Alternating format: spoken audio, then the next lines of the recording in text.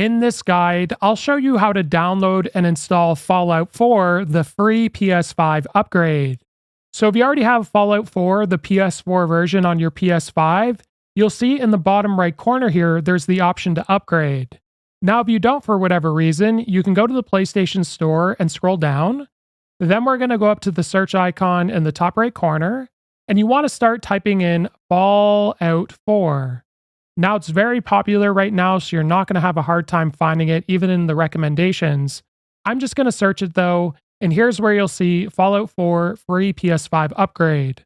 So I'm going to select that, and I'm going to scroll over now, and we're going to go to free PS5 upgrade, and then we're going to have the option to download. So I'm going to select download, the purchase, it's free, it's 88 gigabytes, so be aware of that. You might have to free up some space, and it'll send you a receipt and go to download PS5 version. If this video was helpful, a like and subscribe, and we'll see you in the next one.